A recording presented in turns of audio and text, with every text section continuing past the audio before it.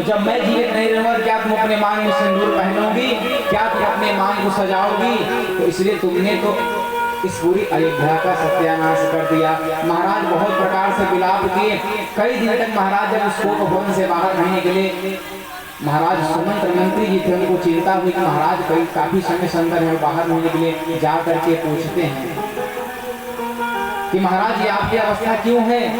कई कहती है कि इनकी अवस्था राम की वजह से है, जाओ राम को भेजो, राम को देख करके ये ठीक हो जाएंगे।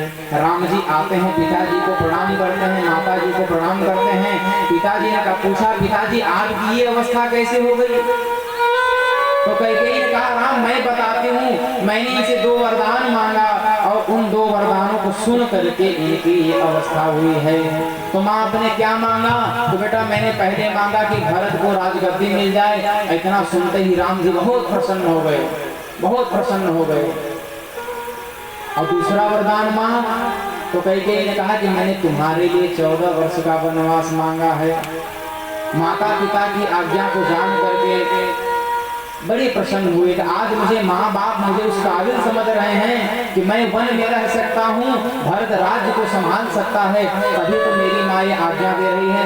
वो सहर्ष स्वीकार कर लिए और बोले, पिताजी आप बिल्कुल चिंता मत करिए, मैं आपकी मर्यादा और आपके कुल खानदान के उस परम कीर्ति को, उस कीर्ति स्तंभ को मैं सदा जीवित रखूंगा। उसे उस कीर्ति को कभी मैं नहीं होने दूंगा, कभी आपकी उस सत्यवादिता को झुकने नहीं दूंगा। मैं उस वनवास को स्वीकार करता हूँ। राम जी प्रणाम किए और चले गए। जब ही गए तो दशरथ जी से मिलने के बाद मैया कौशल्या के कमरे में गए। उनके कमरे में जाते हैं और माँ देख करके राम को अपने गले लगाती है और मैया कहती है कि राम जाकर के तुम कुछ अच्छा पालो। अरे राज्याभिषेक होगा तो गुरु जी पूजा कराएंगे, पूरा दिन पूजा में बीत जाएगा, तुम खा पी नहीं पाओगे कुछ, इसलिए जाओ तात हे पुत्र कुछ मधुर मधुर फल फूल कुछ भी तुम पालो। तात जाहूं बलि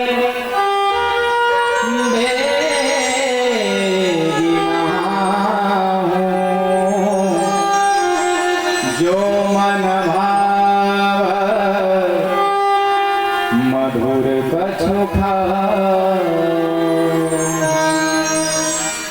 पुत्र जो तुम्हें अच्छा लगे वो तुम खा लो। राम जी ने माता के चरणों में प्रणाम किया, माता जी अब मुझे नहाने खाने की कोई आवश्यकता नहीं है। माता जी ने पूछा क्यों? बोले अब मेरा राज्याभिषेक अयोध्या में नहीं होगा। क्यों बेटा ऐसा क्या हुआ? तुम्हारा राज्याभिषेक तो अयोध्या में होना था। नहीं, मेरा राज्य बदल गया है। तो कहाँ का राज्य मिला तुम्हें? तो राम जी ने कहा कि पिता दीन मोई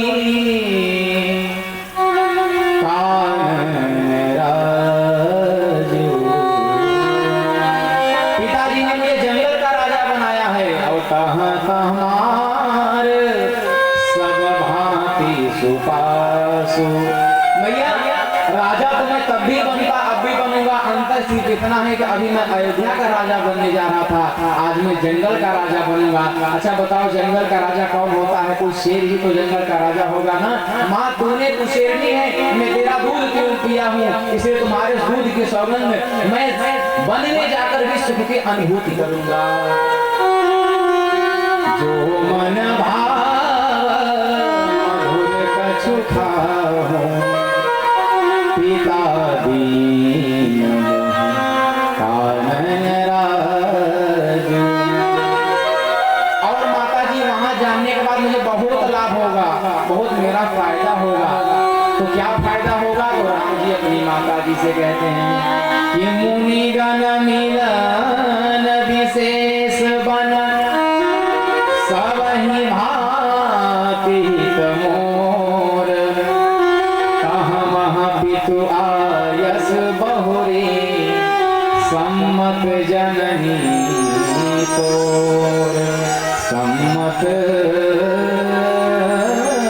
जननी तोर। माता वन जाने से मुझे 4 लाभ हो गए। क्या? कि मुनिगण मिलन विशेष बना। मैं जंगल में जाऊंगा तो मुझे ऋषि मुनियों के दर्शन